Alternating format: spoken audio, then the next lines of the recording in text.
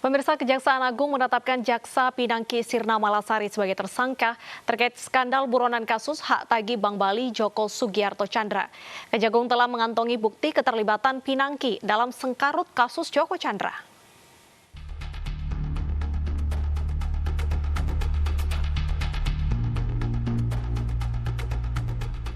Kejaksaan Agung menetapkan Jaksa Pinangki Sirna Malasari sebagai tersangka terkait skandal buronan kasus hak tagih Bank Bali Joko Sugiarto Tjandra. Hal ini menyusul bukti kuat yang telah dimiliki Kejaksaan Agung terkait pelanggaran kedisiplinan dan keterlibatan Jaksa Pinangki dalam sengkarut kasus Joko Tjandra.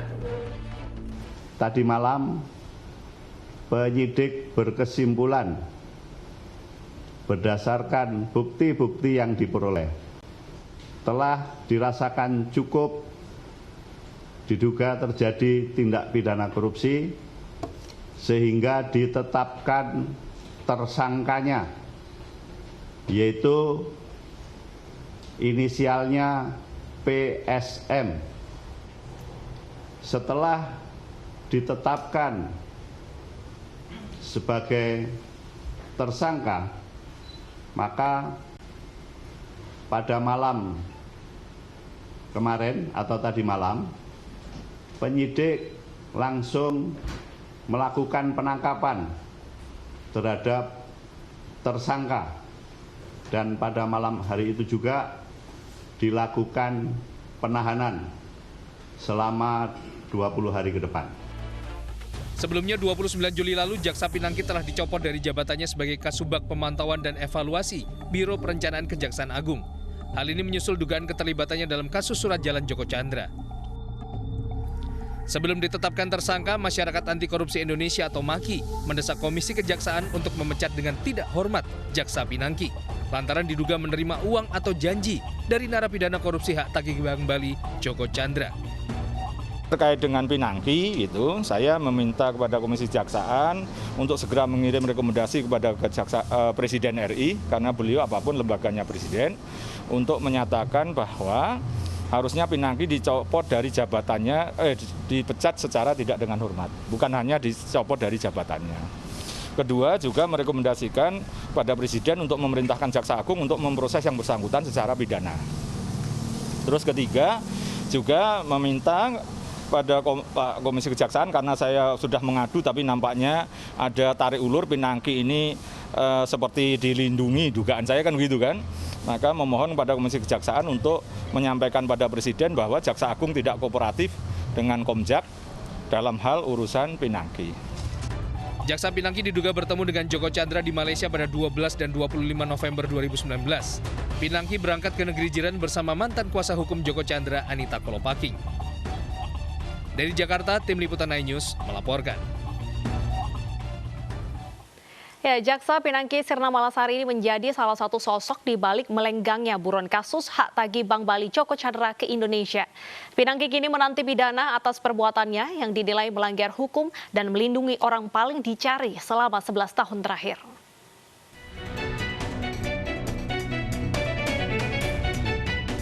Pinangki Sirna Malasari diketahui sebagai jaksa yang menjabat Kepala Subbagian Pemantauan dan Evaluasi 2 pada Biro Perencanaan Jaksa Agung Muda Pembinaan di Kejaksaan Agung.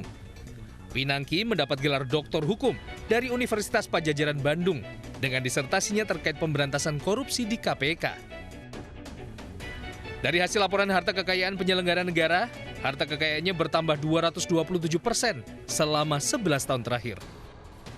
Sementara itu, suami Jaksa Pinangki adalah seorang perwira polisi berpangkat Kombes Pol dan bertugas di Kasubag Kopsnal di Tipideksus Bareskrim Polri. Namun informasi yang berkembang saat ini, Jaksa Pinangki telah bercerai dengan suaminya. Kini Pinangki tengah menunggu hasil dari pemeriksaan atas kasus yang menjeratnya, memuluskan jalan Joko Tjandra masuk ke Indonesia tanpa diketahui pihak berwajib.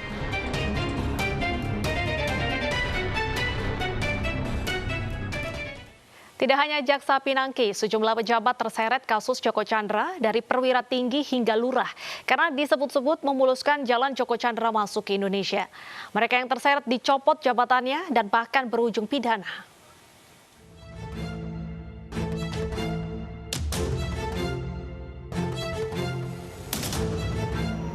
Kasus pelarian Joko Chandra berbuntut panjang setelah berhasil masuk ke Indonesia dan mengajukan peninjauan kembali walau dalam status buron.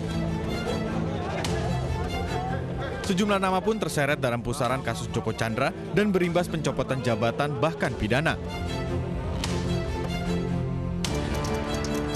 Mantan Kadif Hubinter Polri Irjen Pol Napoleon Bonaparte dan mantan Sekretaris NCB Interpol Indonesia Brigjen Pol Nugroho Wibowo dimutasi karena diduga berperan menghapus red notice Joko Chandra.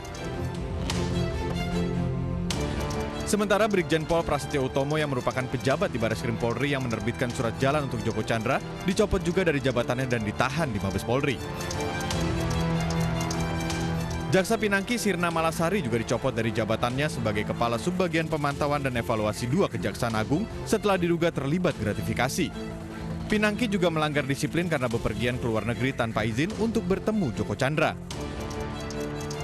Sebelumnya Asep Suban dicopot sebagai Lurah Grogol Selatan setelah diduga membantu penerbitan KTP elektronik Joko Chandra. Berikut perjalanan Joko Chandra masuk ke Indonesia dari Malaysia. Menurut keterangan Kadif Humas Polri Irjen Pol Argo Yuwono, pada rentang April hingga Mei Anita Kolopaking dan Brigjen Pol Prasetyo Utomo berencana menerbitkan surat jalan dan surat dokter untuk Joko Chandra masuk ke Indonesia pada tanggal 1 Juni. Namun pada tanggal 1 Juni rencana perjalanan Joko Chandra batal. Kemudian antara tanggal 1 hingga tanggal 5 Juni, Brigjen Pol Prasetyo meminta stafnya untuk menerbitkan kembali surat jalan Anita Kolopaking dan Joko Chandra. Tanggal 6 Juni Joko Chandra berangkat ke Jakarta.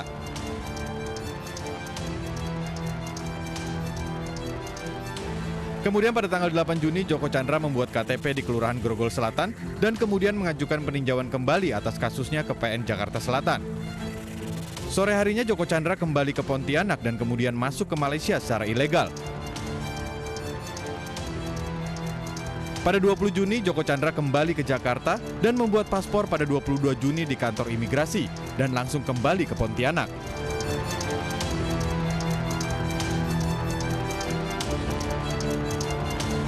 Paspor baru diambil oleh kuasa hukum Joko Chandra pada 23 Juni 2020. Tim Liputan iNews melaporkan.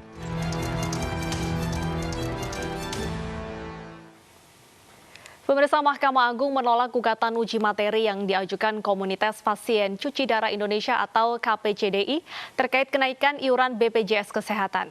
Padahal dalam putusan sebelumnya, Mahkamah Agung ini mengabulkan sebagian permohonan uji materi yang diajukan KPCDI dan membatalkan kenaikan tarif iuran BPJS Kesehatan yang diatur Perpres nomor 75 tahun 2019.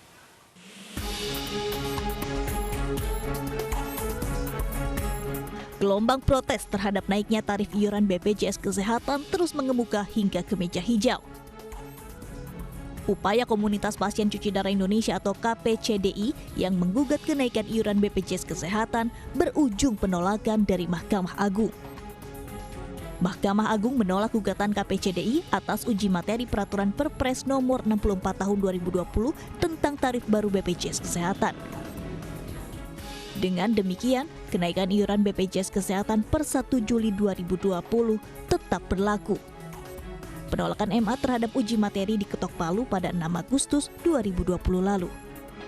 Hal ini pun dibenarkan Kepala Biro Hukum dan Humas Mahkamah Agung, Abdullah. Jadi putusan nomor 39P garing HUM garing 2020 merupakan konsekuensi dari putusan nomor 7P garing HUM 2020. Ya. Nah, putusan nomor 39P HUM 2020 ini menolak permohonan pemohon, dalam hal ini kan komunitas cuci darah. Ya. Dengan alasan bahwa besarnya iuran ditetapkan untuk setiap jenis program secara berkala sesuai dengan perkembangan sosial, ekonomi, dan kebutuhan dasar hidup yang layak. Sebelumnya, gugatan yang diajukan ke KPCDI terhadap kenaikan iuran BPJS Kesehatan dikabulkan MA. Namun kini, MA berdalih, keputusan saat itu belum mempertimbangkan kondisi ekonomi. Ini menjadi gugatan kedua dari Komunitas Pasien Cuci Darah karena pemerintah kembali menaikkan iuran BPJS Kesehatan. Gugatan diajukan untuk memperjuangkan nasib para pasien cuci darah dan masyarakat Indonesia secara umum yang menilai kenaikan tarif iuran BPJS Kesehatan membebani masyarakat. Dari Jakarta, Lisa Oktaviani, Sugi Cahyadi, Rizky Yulianto, iNews melaporkan. Lalu bagaimana tanggapan penggugat mengenai penolakan Mahkamah Agung? Mahkamah Agung sudah bergabung bersama kami penggugat iuran BPJS dari Komunitas Pasien Cuci Darah Indonesia, Bapak Kusnan Hadi. Selamat siang, Pak Kusnan.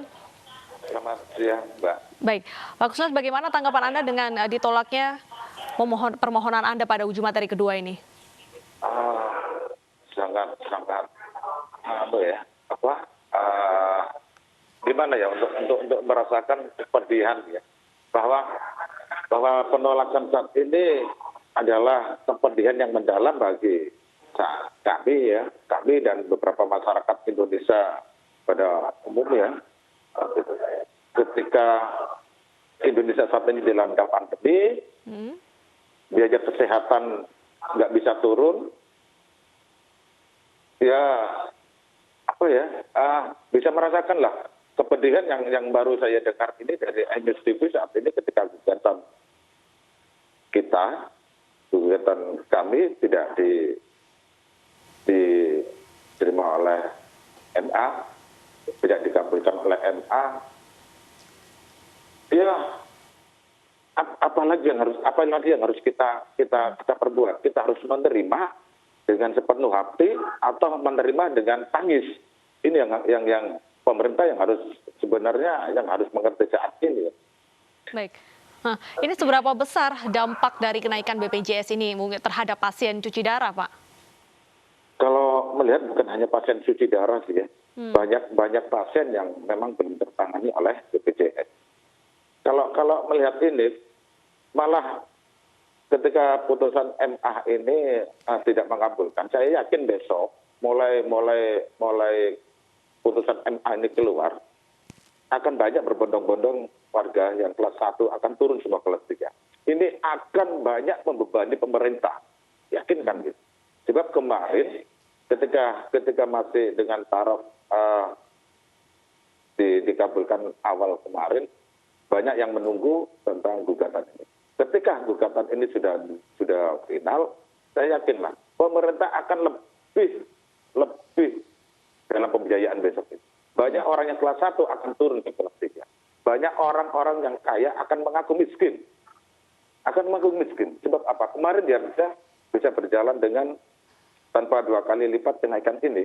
Tapi ketika ditetapkan oleh MA bahwa tetap 2 kali lipat untuk kelas 1 dan kelas 2.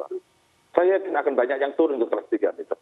Dan akan berdampak pada keuangan pemerintah. Baik. Yakinkan itu.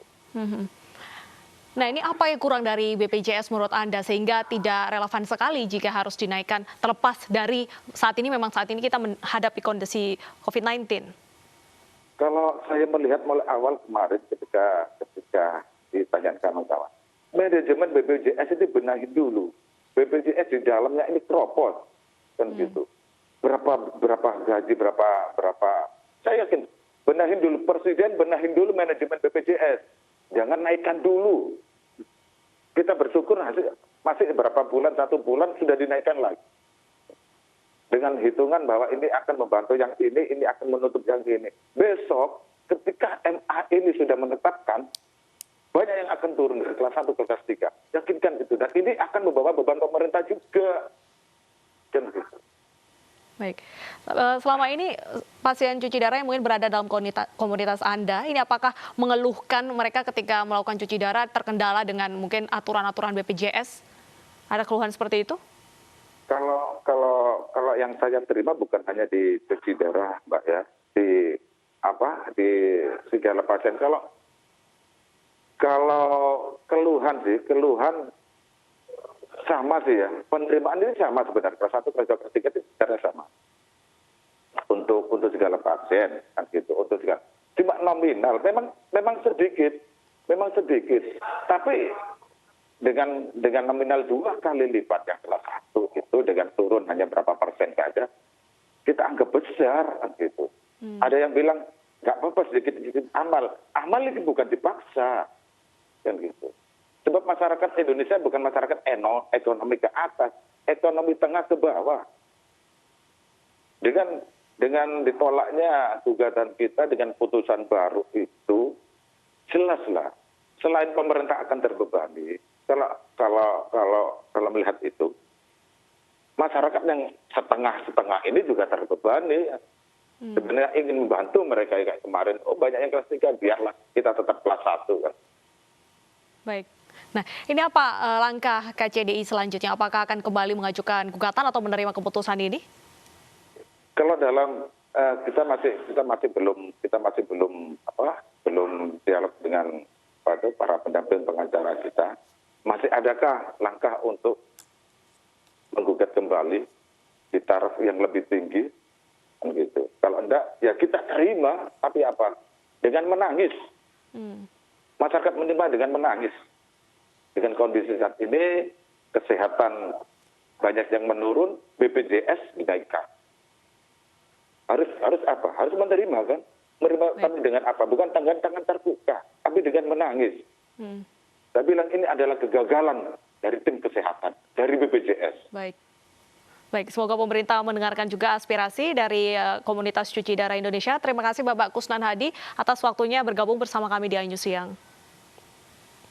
Sementara itu, pemirsa, PMI DKI Jakarta mengalami krisis stok darah hingga penurunan stok darah ini mencapai 80%. Menurunnya jumlah stok darah membuat PMI DKI Jakarta gencar mencari pendonor yang bersedia mendonorkan darahnya di tengah pandemi COVID-19.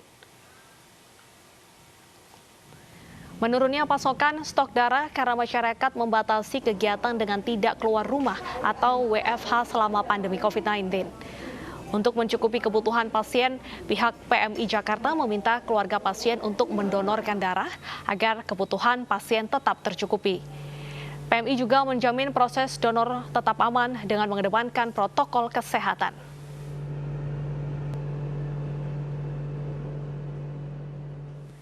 Dan kita sudah terhubung dengan reporter iNews Vito Erlangga di kantor PMI Jakarta. Vito, bagaimana kondisi stok darah saat ini? Ya, baik Deta dan pemirsa, betul seperti yang Anda sebutkan tadi bahwa pada saat ini di masa pandemi PMI DKI Jakarta mengalami krisis stok darah yang mana jika berdasarkan data yang kami terima, jika biasanya dalam satu hari PMI DKI Jakarta bisa mengumpulkan 1.000 pendonor dalam setiap harinya, namun di masa pandemi ini pendonor menurun jumlahnya sekitar 80% menjadi rata-rata sekitar 200 pendonor dalam setiap harinya. Sedangkan dalam satu hari PMI DKI Jakarta membutuhkan sekitar 1.000 kantong darah yang hanya bisa dihasilkan dari minimal 700 pendonor. Lantas apa saja langkah yang sudah dilakukan oleh PMI DKI Jakarta untuk mencukupi kebutuhan darah? Saya akan mengajak Anda langsung untuk berbincang dengan Kepala Unit Transfusi Darah PMI DKI Jakarta, Dr. Niken Ricci. Selamat siang Bu Dokter. Bu Dokter, ini kan seperti yang kita ketahui bahwa saat ini PMI DKI sendiri sedang mengalami krisis stok darah. Apa saja yang sudah dilakukan untuk mengatasi hal tersebut? Ya, terima kasih. Kami sudah berkoordinasi tentunya dengan instansi terkait seperti TNI Polri, kemudian instansi pemerintah, tokoh-tokoh masyarakat, misalnya seperti dalam minggu ini kami berkoordinasi dengan relawan siaga, relawan Sandiaga Uno selama 1 minggu, hari Senin sampai hari Minggu. Jadi kami memang sangat mengharapkan partisipasi dari masyarakat ini untuk mengajak teman-temannya atau komunitas-komunitasnya untuk berdonor darah. Iya Bu, selama masa pandemi ini apakah ada perbedaan Bu untuk terkait dengan proses transfusi atau donor darah sendiri Bu? Oke, kalau untuk proses donor darahnya, di sini kami menerapkan protokol kesehatan tambahan, misalnya pemeriksaan suhu sebelum masuk ke dalam lokasi kegiatan donor darah, kemudian melakukan pembersihan ruangan, bahkan peralatan perlengkapan tempat tidur antar pendonor kami bersihkan selalu supaya pendonor berikutnya merasa nyaman. Selain itu kami juga mengatur jarak, bahkan juga waktu kedatangan para pendonor kalau ada suatu kegiatan donor darah bisa diatur, ada data jam 9, mungkin 9:04, 9:30 dan seterusnya supaya protokol kesehatan PSBB bisa kami laksanakan dengan baik. Dr. Niken Rici, Kepala Unit Transfusi Darah PMI DKI Jakarta. Ya, pemirsa, seperti yang disebutkan oleh Dr. Niken tadi, bahwa dengan adanya penerapan protokol kesehatan COVID-19 yang cukup ketat di PMI DKI Jakarta, diharapkan masyarakat untuk tidak ragu dalam melakukan donor darah. Hari ini bisa untuk menunjang atau mencukupi kebutuhan donor darah yang saat ini semakin menipis di DKI Jakarta. Kembali ke Anda, Deta. Baik, terima kasih Vito atas informasinya. Masyarakat juga diimbau untuk mendonorkan darahnya di tengah pandemi ini. Pemirsa, 40 pasien mengikuti operasi gratis yang digelar di Rumah Sakit Islam Ashifa Sukabumi. Semua tahapan bakti sosial dilaksanakan dengan protokol kesehatan ketat sebagai upaya mencegah penularan virus corona.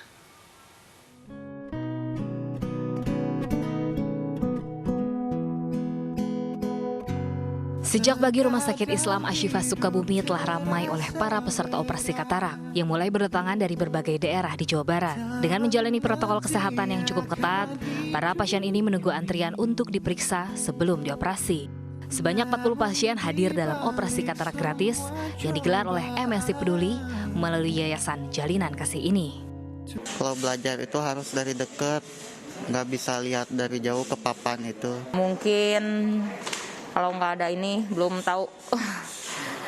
tahu mata saya seperti biasa lagi. Operasi katarak gratis yang digelar MNC Peduli melalui Yayasan Jalinan Kasih ini adalah bentuk kepedulian terhadap keluarga prasejahtera yang memiliki keterbatasan biaya. Apalagi saat ini perekonomian mereka ikut terkena imbas dari pandemi COVID-19. Jadi di tengah masa pandemi ini kan banyak fokusnya itu terhadap penanganan COVID.